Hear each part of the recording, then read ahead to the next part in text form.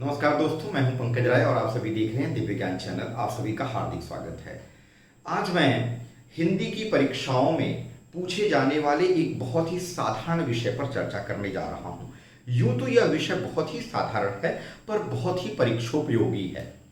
यह विषय अक्सर कक्षा चौथी पांचवीं से लेकर के 10वीं तक के विद्यार्थियों की परीक्षाओं में पूछा जाता है। अब आज इस विषय पर जब मैं चर्चा करूंगा तो कक्षा 9वीं और 10वीं के विद्यार्थियों को दिमाग में रख करके चर्चा करूंगा। कहने का तात्पर्य यह है कि कक्षा 9वीं और 10वीं के विद्यार्थियों के उम्र के आधार पर या उनके स्तर के आधार पर इस विषय पर मैं चर्चा करूंगा। और यह विषय है अनुच्छेद लेखन। मित्रों, यूं तो अनुच्छेद लेखन बड़ा ही साधारण विषय है, पर इसको किस तरह से ज्यादा प्रभावी बना करके हम लिखें कि हमें अच्छे अंक प्राप्त हों, इस बात पर मैं चर्चा करूंगा। और इसके साथ ही साथ जो मेरे बच्चे कक्षा 10वीं की परीक्षा देने जा रहे हैं, चाहे वो स्टेट बोर्ड की हो, सीबीएसई बोर्ड की हो, आईसीएसई बोर्ड की हो या किसी और बोर्ड की हो, इन सारे विद्यार्थियों के लिए मैं इस विषय को आज लेकर के आया हूं ताकि ये अधिक से अधिक अंक प्राप्त कर सके अपनी परीक्षाओं में।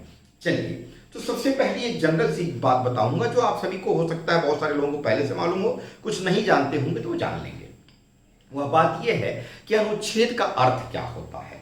देखिए, अनुच्छेद अंग्रेजी में अगर हम देखें तो इसको पैराग्राफ कहते हैं, और इसमें 10 से 12 पंक्तियां या ज्यादा से ज्यादा 15 पंक्तियों का समूह बना करके लिखा जाता है।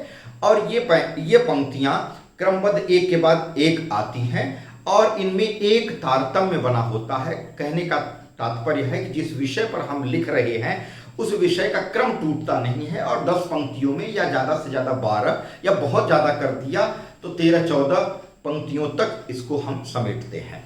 अब इसमें बात यह आती है कि इन पंक्तियों में लाइन जहां बाएं से दाहिनी तरफ लिखी जाती है वो एक के नीचे एक लिखते चले जाते हैं, और इसमें क्या है, पैराग्राफ चेंज नहीं किया जाता। यानी किसी बात को 2-2 पैराग्राफ या 3-3 पैराग्राफ में 10 पंक्तियों को बांट करके नहीं लिखा जाएगा।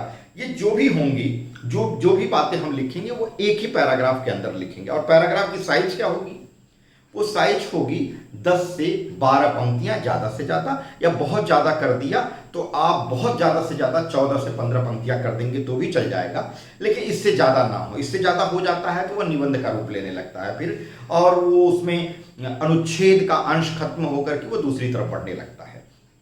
अब बात आती है कि अनुच्छेद लेखन में किन विषयों का चुनाव करें और किन विषयों से बचें।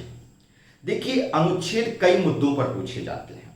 अनुच्छेद लेखन का जो प्रश्न पूछा जाता है परीक्षाओं में, ज्यादातर देखा जाता है कि समसामयिक विषयों से रिलेटेड, या हम कह सकते हैं जो कुछ भी घटनाएं घटित हो रही हैं देश में, विदेश में, समाज में, उन विषयों पर भी पूछा जाता है। इसके अलावा हमारे जो सामाजिक मुद्दे हैं, सामाजिक समस्याओं के या राष्ट्रीय समस्याओं के, अंतर्राष्ट्रीय समस्याओं के, इन मुद्दों पर भी चर्चा की जाती है। कुछ मनुष्य के जीवन से संबंधित अर्थात मनुष्य के जीवन में उपयोगी विषयों पर भी चर्चा की जाती है, मतलब प्रश्न पूछे जाते हैं। अब मैं कुछ उदाहरण देना चाहूंगा।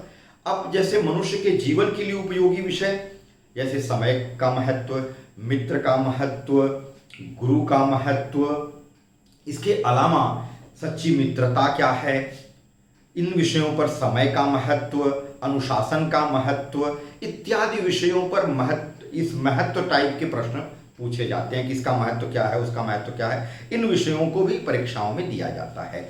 इसके अलावा बात करें समसामयिक विषय में। अब समसामयिक विषय में मतलब ये ध्यान देना पड़ेगा आपको कि समाज में कौन कौन सी घटनाएं घटित हो रही हैं। जैसे अब समसामयिक विषय में एक विषय ये भी हो सकता है, जैसे अभी आप जान रहे हैं कि यूक्रेन और रसिया के बीच में युद्ध चल रहा है, तो ऐसा मुद्दा भी दिया जा सकता है, ऐसी टॉपिक भी दिया जा सकता है कि शांति के लिए युद्ध जरूरी, क्वेश्चन मार्क दे देगा।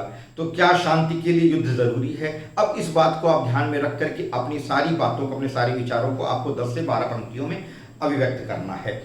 इसके अलावा समसामयिक मुद्दों में जैसे कुछ घटनाएं जो हमारे समाज में घट रही हैं उससे रिलेटेड चीजें दी जा सकती हैं। ठीक है, अब जो भी आपके जिस प्रदेश में रह रहे हैं उससे संबंधित हो सकता है कोई घटना को उठा करके प्रश्नों में दिया जाए, या हो सकता है कि राष्ट्रीय स्तर पर कोई घटना घटित हुई हो। ठीक है, अब जैसे कश्मीर फाइल्स एक मूवी है जो कि अभी आई है और काफ़ी तहलका मचाई हुई है, लोगों में चर्चा का विषय बनी हुई है। ठीक है, तो इस पर भी विषय दिया जा सकता है। कश्मीरी पंडितों को पुनर्स्थापित करने किया जाए या ना किया जाए, ऐसा मुद्दा भी हो सकता है। कश्मीरी पंडितों का पुनर्स्थापन, ऐसा भी विषय हो सकता है। इसके अलावा आपके कुछ सामाजिक समस्याएं या राष्ट्रीय स्तर या ग्लोबल लेवल पर जो समस्याएं आई हैं, जैसे कि कोविड की समस्या है, उस पर दिया जा सकता है। तो समस्याएं किसी भी तरह की हो सकती हैं। समाज में फैली हुई जो कुछ बुराइयां हैं उन पर भी दिया जा सकता है। बाल मजदूरी है या शिक्षा का महत्व है या शिक्षा में किसी भी तरह की कोई नई चीज आई है, जैसे नई शिक्षा नीति, उस पर यह विषय भी हो सकता है आपकी परीक्षा में। और इसके अलावा कुछ ऐसी समस्याएं जो जैसे प्रदूषण से संबंधित समस्या है, प्रदूषण भी एक विषय हो सकता है। तो ये तमाम तरह के विषय आपकी परीक्षाओं में दिए जा सकते हैं। अब बात असली ये आती है कि अनुच्छेद को कैसे ज्यादा अट्रैक्टिव बना करके, अच्छा बना करके हम लिखें। तो आपकी बात, सबसे पहले आपको यह ध्यान देना है कि अनुच्छेद की पंक्ति, या हम कह सकते हैं कि लाइन की लिमिट क्या होगी, वो 10 से ज्यादा 15 पंक्ति हो, इससे ज्यादा ना हो, ये ध्यान रखें, 10 से 15 पंक्ति। अगली बात ये आती है कि अनुच्छेद में हम सबसे पहले जिस विषय पर हमें अनुच्छेद लिखने के लिए दिया गया है, एक उदाहरण मैं देना चाहूंगा। जैसे मान लीजिए आ गया आपका प्रदूषण दे दिया गया, इस विषय पर आपको अनुच्छेद लिखने के लिए दे दिया गया। तो सबसे पहले अगर आप लिख रहे हैं, सबसे पहली बात मैं कुछ पॉइंट्स लिख देता हूं। पहली बात आपने लिख दिया कि प्रदूषण का अर्थ क्या है। इस विषय पर आपने एक आध पंक्ति डाल दी कि भाई प्रदूषण का अर्थ है गंदगी। ठीक है, अगली बात ये डाल दी भाई कि प्रदूषण का कारण क्या है। ठीक है, प्रदूषण, अगली बात डाल दिया आपने कि प्रदूषण का प्रभाव क्या पड़ रहा है लोगों पर। चौथी बात आपने उसमें डाल दिया कि विभिन्न तरह के प्रदूषण, यानी प्रदूषण के प्रकार वाली बात आपने कर दिया, प्रदूषण के प्रकार की बात कर दिया। अगली बात आपने कर दिया कि भाई प्रदूषण का अर्थ हो गया, प्रदूषण का कारण हो गया, प्रदूषण का प्रकार, आप प्रदूषण के प्रभाव को बताते हुए विभिन्न तरह के अलग अलग प्रदूषणों से क्या क्या प्रभाव पड़ रहे हैं मिक्स करके भी लाइनें आप लिख सकते हैं। अगली बात आती है कि प्रदूषण से बचने के उपाय क्या क्या है, उन पर थोड़ी लाइनें आपने लिख दी। इसमें 2 उपाय आ गए, व्यक्तिगत उपाय आप क्या कर सकते हैं, और सामाजिक उपाय, समाज के तौर पर आपकी क्या, समाज में रहते हुए आपकी क्या जिम्मेदारी है या समाज की क्या जिम्मेदारी है। तो सामाजिक उपाय क्या है, सामाजिक उपाय क्या हो सकती है, और सरकार की अगर कोई नीति है तो सरकारी नीति आप कर सकते हैं। ठीक है, यानी सरकार ने कौन कौन सी नीति बनाई है। तो प्रदूषण पर अगर आ गया या प्रदूषण की समस्या आ गया, यह विषय अगर अनुच्छेद लिखने के लिए आ गया, तो सबसे पहले आप क्या करेंगे, ध्यान देंगे कि विषय कौन सा दिया गया है, क्या उसमें उसके अर्थ को बताया जा सकता है या नहीं। जैसे बाल मजदूरी दे दिया गया, तो बाल मजदूरी में बाल मजदूरी है क्या, इस बात को समझाते हुए एक आध लाइन लिख दीजिए, आप 2 लाइन लिख दीजिए। फिर बाल मजदूरी, या जैसे यहां पे है प्रदूषण का अर्थ मैंने लिखा, फिर प्रदूषण का कारण लिखा। ऐसे ही बाल मजदूरी का अर्थ क्या है, बाल मजदूरी का कारण क्या है, बाल मजदूरी से प्रभाव क्या पड़ेगा, बाल मजदूरी किन किन कारणों से हो रही है, उसके पीछे का कारण क्या है, उसे दूर करने के लिए व्यक्तिगत तौर पर हम क्या कर सकते हैं, समाज के में जो लोग रह रहे हैं या समाज की क्या जिम्मेदारी है बाल मजदूरी को दूर करने के लिए। साथ ही साथ सरकारी कुछ नीतियां या कुछ रूल, कुछ ऐसे नियम बनाए गए हैं, कानून बनाए गए हैं सरकार की तरफ से, तो उसकी भी हम चर्चा कर सकते हैं इसमें। तो मित्रों, इन चीजों पर हमें गौर करना पड़ेगा। अब यहां पर मैंने प्रदूषण को ही विषय मान करके एक अनुच्छेद लिखने वाली बात की है, तो आपको प्रदूषण का अर्थ बताते हुए लिखना पड़ेगा कि भाई प्रदूषण का अर्थ है गंदगी। प्रदूषण का कारण क्या है? प्रदूषण का कारण है लोगों के अंदर सामाजिक या व्यक्तिगत जिम्मेदारियों का हनन। लोग समाज के प्रति, लोगों के प्रति, देश के प्रति या विश्व के प्रति या पृथ्वी के प्रति या वातावरण के प्रति जागरूक नहीं है, जिसके कारण प्रदूषण फैल रहा है। प्रदूषण का प्रभाव क्या है और प्रदूषण के प्रकार क्या है? तो यह प्रदूषण कई रूप में अपना प्रभाव जमा रहा है।